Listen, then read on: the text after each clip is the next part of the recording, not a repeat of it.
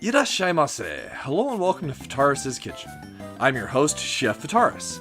It's time once again for Shoot 'em Up Saturday, and on the menu this Saturday we have Robotech, the Macross Saga HD Edition, a surprise remaster of a 2002 GBA title. What kind of taste will it have? Let's get cooking and find out.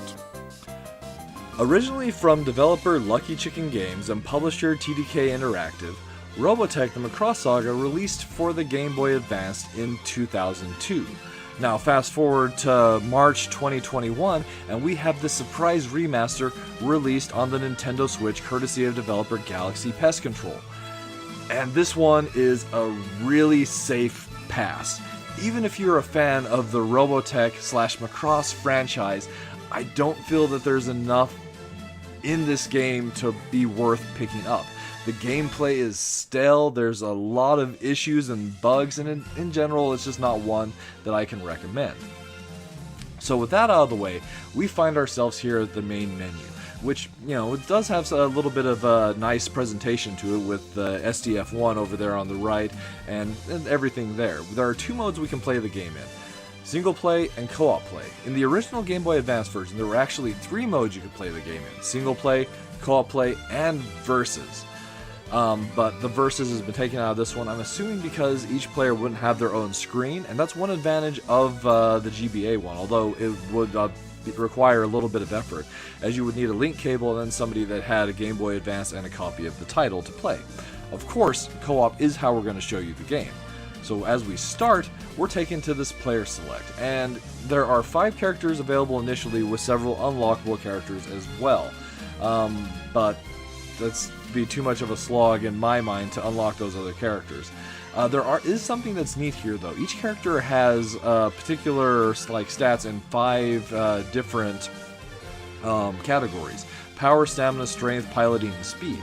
Although what those mean is a little bit off. So power is the number of missiles that your character has available, basically special weapons. Stamina, that one's a little bit more straightforward.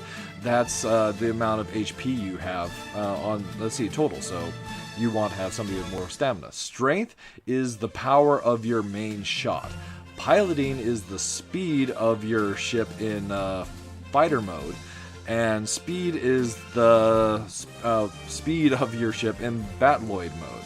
So if you're not familiar with the Robotech franchise, the main draw of the fighters is that it has 3 separate modes to it, and we'll kind of show that off as we jump into the game itself.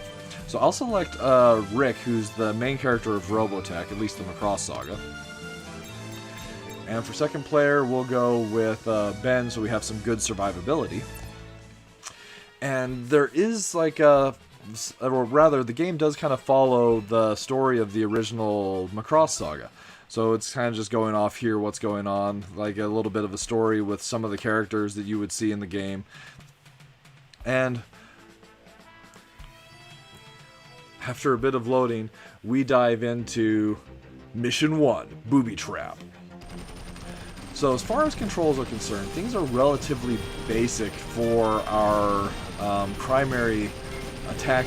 Anyway, we have the main shot, which doesn't really get much upgrades. There are a couple power-ups you can pick up, but we'll talk about those in just a moment. Then there are also the special weapons, which in the case of the Robotech fighter is just like a homing missile. Although it does have a problem itself where if you fired in an enemy and for some reason the enemy is destroyed or it gets missed, the missile will just harmlessly fly away, not even impacting other enemies. It's kind of a bit disappointing. Still, there are situations where that missile is useful. But there is one neat feature of our fighter here. The Robotech has 3 different modes we can potentially change into. So as we start out with, we're in the fighter mode. Then it's possible to change into the Guardian mode, which is kind of a hybrid fighter slash mech. So you've got ship flies around with the legs in kind of a down position, so you've got a lot more maneuverability, but you lose some of the speed of the fighter. And then the last mode is the Battloid, where you change into a mech, but for the most part you're walking on the ground. It does give you the ability to aim behind you, which can prove useful in some situations, but it's too slow to be really useful. You can also jet up into the sky, but overall the one I like spending most of my time in is the Guardian mode, as it doesn't have, it's easier to control for most characters than the fighter, but it's more versatile than the Batloid form by quite a ways. So we have been picking up a few power-ups throughout the course of the stage. So this power-up right here is probably the most useful. So it's a formation power-up where we have 2 fighters from UN Spacey that join us to fight off the enemy fighters. Basically, if you're familiar with Robotech and Macross, like we're actually fighting the alien race, the Zentradi. But as you might have noticed, they didn't stick around very long, and that's one of the big problems with any of the power-ups of this game. So I just picked up the 3-way power-up, and by the time I finish talking about it, it's already gone. The power-ups are just that short-lived. There's also a laser power-up, which makes the other 2 seem long by comparison. The other 2 power-ups we can pick up, there's one that's a red cross, which is obviously health, as we have both a life bar and a health bar. And I kind of mentioned a little bit about the health bar, as that's determined by your stamina, but so some characters are definitely better at taking hits than others, and health management is very important. But we do also have a life system, so as you lose all your HP, you will start from where you're at, provided you have a life save though. And then the other category that we have is in the next to our character portraits there's also the EXP gauge. So as we're destroying enemies, we're gaining experience, and that experience will be spent between stages to upgrade various abilities. So that's a laser, and yeah, it doesn't last long at all. And it doesn't matter if you're not firing it either, it's just a really short-lived set of power-ups. It's kind of disappointing, almost makes you wonder why you'd be interested in picking them up at all.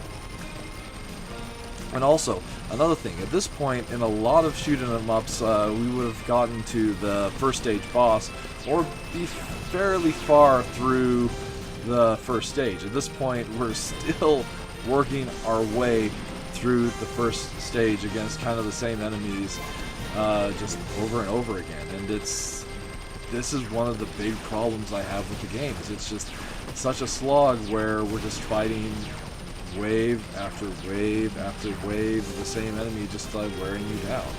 So we are finally getting close to the end of the first stage, as we can see here by approaching the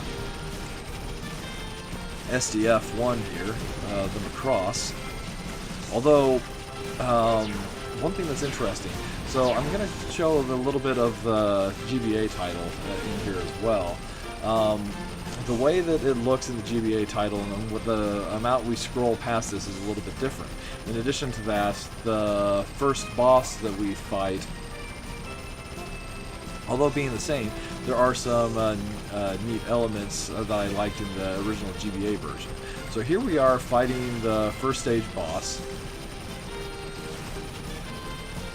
This boss is relatively easy if you're playing it in co-op mode, as the game isn't really scaled for 2 players, more scaled for 1, so you do have much better coverage of the enemies when you're playing with a partner.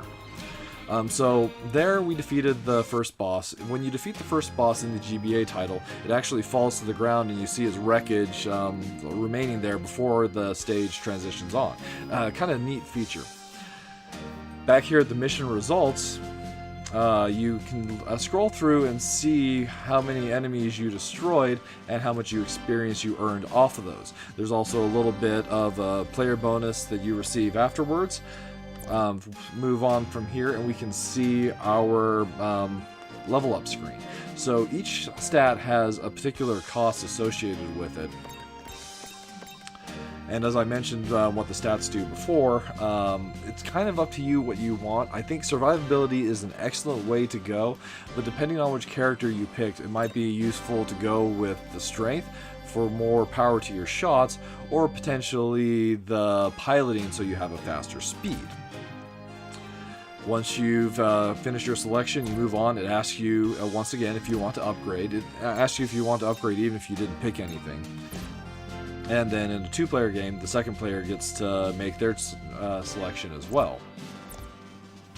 It does have the ability to save, and that's one thing that I kind of liked better about the GBA version versus the remaster, is in the GBA version there were separate save slots that were well designated before you really started the game. In this, the save files aren't as well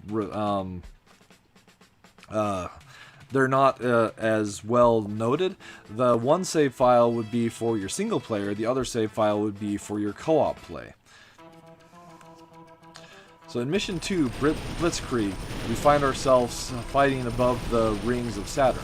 Kind of a neat looking stage overall, but once again, like the first game, or rather the first stage, this one drags on way too long. So, of course, one of the things that I've talked about up to this point is just how long the stages are, but there's actually a lot of other problems that the game has. For one thing, with the stages being as long as they are, you would hope to have some exciting, lively music to keep things going, and well, that's one of the things I actually associate with the Macross franchise is good music.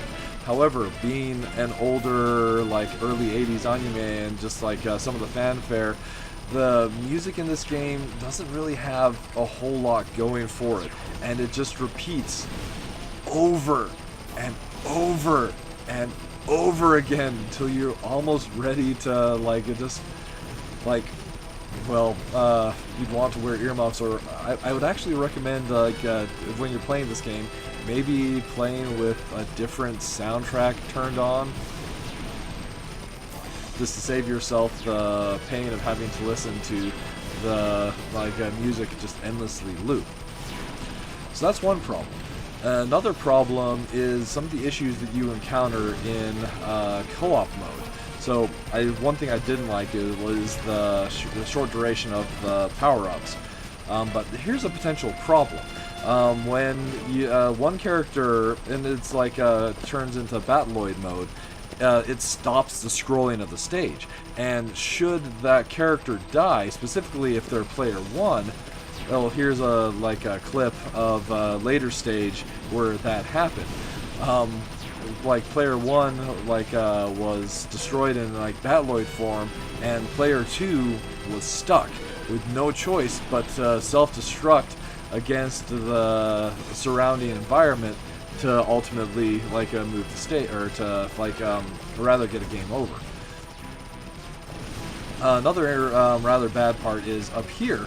So you see this blue, there's no boundary there, but if you move into that ship, you'll take massive damage.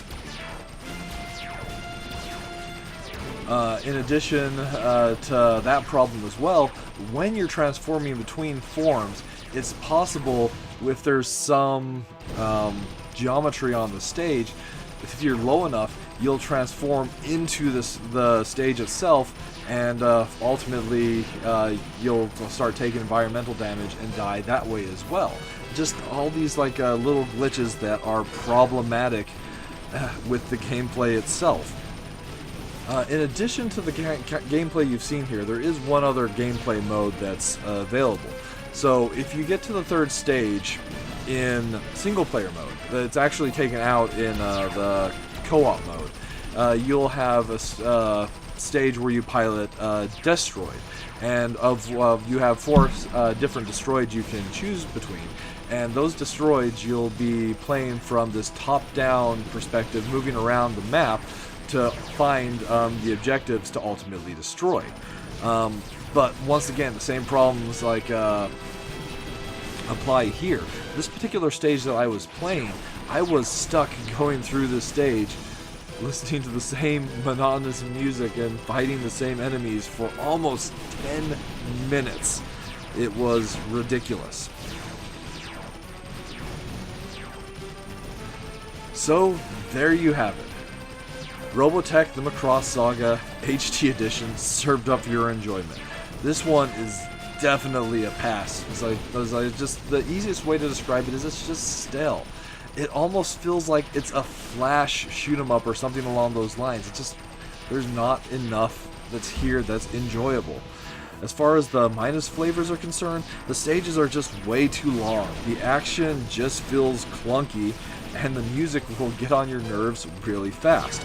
And there are also the glitches that I mentioned as well, the problems that you potentially have when playing with two-player or when transforming between units. That's the kind of thing that they really should have tested. As far as the plus flavors are concerned, I do like that you can level your characters and ultimately get these permanent upgrades for your save file. Though the save file is definitely temporary in a single-player format. Then there is also the plus flavor that, well, I guess it is Robotech. So if you're a fan of Robotech, then that might be something that's worth noting. But ultimately, yeah, I don't think this is a game that I will ever find myself returning to.